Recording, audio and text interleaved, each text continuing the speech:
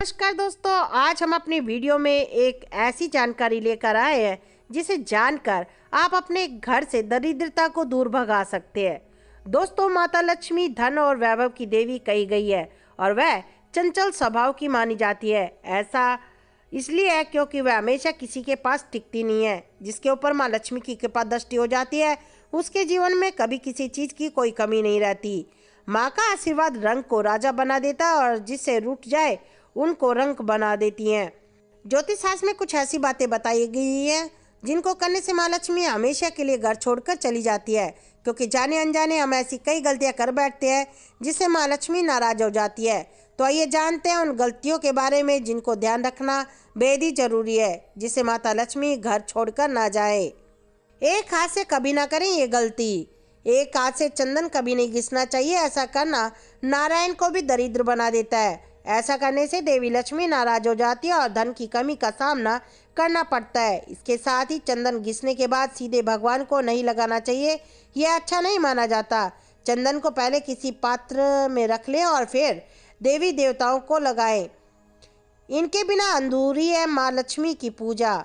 शास्त्रों में बताया गया है केवल माता लक्ष्मी की पूजा न करें बल्कि साथ में भगवान विष्णु की भी पूजा करें, इसलिए इनको लक्ष्मी नारायण कहा जाता है। अकेले माता लक्ष्मी की पूजा करने से उनकी कृपा कभी प्राप्त नहीं हो पाती, इसलिए माँ लक्ष्मी की कृपा प्राप्त करने के लिए माता लक्ष्मी के साथ भगवान विष्णु की पूजा भी अवश्य करें। इस समय सोने पर नाराज होती है माँ लक्ष्मी। शास्त्रों व पुराणों में सोने के लिए समय निर्धारित किया गया है। सूर्योदय से पहले जागना और रात्रि के समय सोना सर्वश्रेष्ठ माना गया है। कुछ लोग आलस्य के कारण सूर्योदय और सूर्यास्त के समय सोते रहते हैं, जो कि अनुचित है। ऐसा करने से माता लक्ष्मी नाराज हो जाती है और घर छोड़कर चली जाती है। गोधूली बेला का समय पूजा पाठ के लिए उत्तम माना गया है। इस वक्त सोना या लेटना अशुभ माना जाता है। इनका अनादर होने से चली जाती है माँ लक्ष्मी। गृह लक्ष्मी यानी घर की महिलाओं या बाहर कहीं भी महिलाओं का अनादर भूल से भी नहीं करना चाहिए, क्योंकि इनमें माँ लक्ष्मी का वास होता है। जिन घरों में लोग महिलाओं का अपमान करते हैं या फिर उनके साथ मारपीट करते हैं उनके घर में कभी माँ लक्ष्मी का वास नहीं होता। इसके साथ ही घर के बड़े बुजुर्गों और गरीबों का अपमान करने पर भी माँ लक्ष्मी नाराज हो जाती है। ऐसा करने से रुष्ट हो जाती है माँ लक्ष्मी।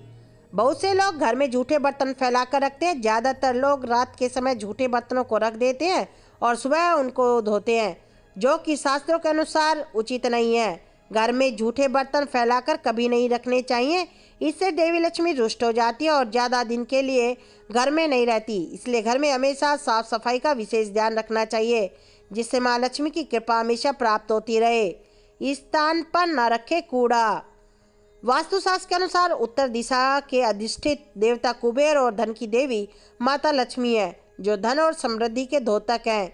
स्थान को मातृ स्थान भी कहा गया, इसलिए इस स्थान में कूड़ा या बेकार का सामान नहीं रखना चाहिए।